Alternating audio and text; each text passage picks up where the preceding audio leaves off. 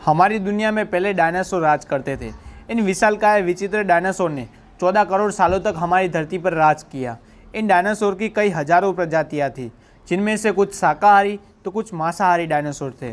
कुछ बेहद ही शांत स्वभाव के तो कुछ बेहद ही खतरनाक और हिंसक थे। उस समय डायनासोर का राज था, लेकिन फिर ऐसा क्या हुआ? ऐसी कौन सी घटना घटी थी जिसमें इनका अस्तित्व ही मिट गया? आइए जानते हैं कि डायनासोर का अंत कैसे हुआ।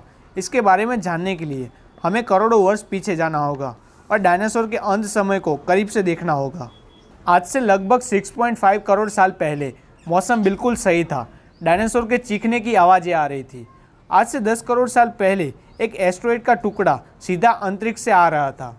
वह मंगल और बृहस्पति के बीच बने सूर्य बेल्ट ग्रह बेल्ट में घूम रहे एक विशालकाय एस्टेरॉयड से जा टकराया और टकराव के कारण उस एस्टेरॉयड की दिशा बदल जाती है और वह सूर्य ग्रह बेल्ट से निकलकर सीधे पृथ्वी की तरफ बढ़ने लगता है। यदि यह एस्टेरॉयड पृथ्वी के उपग्रह चांद से टकराया होता तो शायद डायनासोर का अंत नहीं होता, लेकिन कुदरत को कुछ और ही मंजूर था। इसीलिए यह बड़ा एस्टेरॉयड चांद के बहुत नज़दीक से निकला। जब यह पृथ्वी के वातावरण के संपर्क में आया तो इसकी रफ्तार बहुत ही तेज हो गई। पृथ्वी के वायुमंडल में आते ही घर्षण की वजह से यह खतरनाक आग के गोले में बदल गया। इसकी चमक के कारण यह जीव इसे देख ही नहीं पा रहे थे, लेकिन उसकी गर्मी को महसूस कर रहे थे। कुछ देर बाद यह एस्टेरॉयड मेक्सिको की खाड़ी के पास जमीन से टकराता है और 35,000 डिग्री सेंटीग्रेड की ऊर्जा वाला एक भयानक विस्फोट होता है। टकराव से 16 मिनट 40 सेकंड के बाद धरती के अंदर चारों तरफ 11.1 तीव्रता का भूकंपीय तरंगें उठने लगती है, जिस कारण समुद्र में विशालकाय लहरों का निर्माण हुआ और सुनामी की लहरें चारों तरफ बढ़ने लगी। इन तरंगों के कारण सभी सक्रिय ज्वालामुखी दहल उठे, जिससे डायनासोर का विनाश शुरू हो गया। इसके रेडिएशन की मात्रा इतनी बढ़ गई थी कि 800 किलोमीटर के संपर्क में आने वाले सभी जीव जलकर राख हो गए। इस महाविनाश में उड़ने वाले डायनासोर इन जमीनी खतरों से तो बच निकले, लेकिन यह तो बस एक शुरुआत थी। विस्फोट की वजह से जो लाखों टन मेटल, पत्थर और धूल अंतरिक्ष में गया था, वह ग्रेविटेशनल फोर्स के कारण 40 मिनट बाद ही आग के गोले बनकर पूरी धरती पर बरसने लगे। साथ ही धूल का बहुत बड़ा तूफान पृथ्वी पर आ रहा था।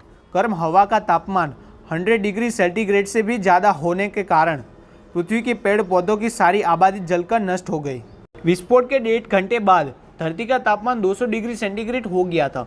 इससे धरती की 90% प्रजाति पूरी तरह से खत्म हो गई थी। जो 10% जीव धरती पर बचे थे, उनमें से बड़े जीवों को खाना न मिलने के कारण वो भी मर गए, लेकिन छोटे जीवों के लिए यह एक वरदान साबित हुआ। इनमें मैमल बच गए थे। गर्मी से बचने के लिए ये जमीन के अंदर रहते थे। धरती पर फिर से पेड़ पौधे उगने लगे। एडाप्टिव रेडिएशन की प्रक्रिया से बहुत सारी नई प्रजातियां जन्म लेने लगी। यह बंदर जैसी प्रजातियां थी। फिर समय के साथ ही यह सीधे खड़े होकर चलने में भी सक्षम रहे। धरती के 2 बड़े महाद्वीप एक दूसरे के पास आ गए, जिससे हिमालय पर्वतमालाएं खड़ी होने लगी। इन पर्वतमालाओं की ऊंचाई के कारण मौसम में बदलाव होने लगा। इनसे गिरने वाली बर्फ के कारण कई नदियों का निर्माण हुआ। हमारे पूर्वज कहे जाने वाले पैरोला से ही हमारे परिवार की शुरुआत हुई है। यह पेड़ों पर रहते थे। बाद में यह कुछ गोरिल्ला में तो कुछ इंसानों में विकसित हुए। फिर जंगल सूख जाने से यह जमीन पर भोजन की तलाश करने आ गए। फिर उन्होंने 2 पैरों पर चलना शुरू किया। फिर होमो हैबिलिस ने पत्थर को हथियार के रूप में इस्तेमाल किया। होमो इरेक्टस ने सबसे पहले आग का इस्तेमाल करना सीखा। फिर इन सभी ने बोलना सीखा। उसके बाद हम लोगों का जन्म हुआ, जैसे आज हम दिखते हैं। दोस्तों, आशा करता हूँ कि आपको इस वीडियो से कुछ अच्छा जानने को मिला होगा। अगर आप ऐसे इंटरेस्टिंग वीडियो देखना चाहते हैं तो प्लीज़ हमें सपोर्ट कीजिए, वीडियो को लाइक कीजिए और चैनल को सब्सक्राइब कीजिए। जय हिंद, जय भारत।